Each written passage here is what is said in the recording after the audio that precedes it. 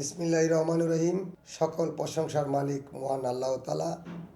রূপগঞ্জের প্রিয় অভিভাবক জাতীয় সংসদ মোস্তাফিজুর রহমান দীপু ভাইয়ের পক্ষ থেকে এবং রূপগঞ্জ উপজেলা শ্রমিক দলের পক্ষ থেকে প্রিয় রূপগঞ্জবাসীকে জানাই পবিত্র ঈদ উল ফিতরের শুভেচ্ছা ও ঈদ মুবারক।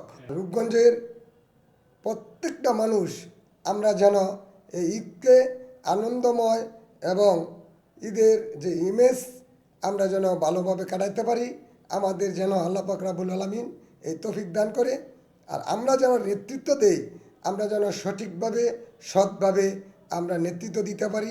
আপনারা জানেন দীর্ঘ 17 বছর আমরা ঈদ উদযাপন করতে পারি নাই, ফ্যামিলি থেকে আমরা বিচ্ছিন্ন ছিলাম। সেই সুবাদে আমাদেরকে আল্লাহ পাক জাতীয়তাবাদী দলকে সরকার গঠন করে দিয়েছে। সেজন্য আল্লাহ পাক রব্বুল আলামিনের দরবারে আমরা জানাই লাখ শুকরিয়া। এবং যারা অসুস্থ আল্লাহ পাক যেন তাদেরকে সুস্থতা দান করে। আমরা যেন এই রূপগঞ্জের সকল শ্রেণীর, সকল পেশার, সকল শ্রমজীবী মানুষকে নিয়ে যেন আমরা ঈদ উদযাপন করতে পারি।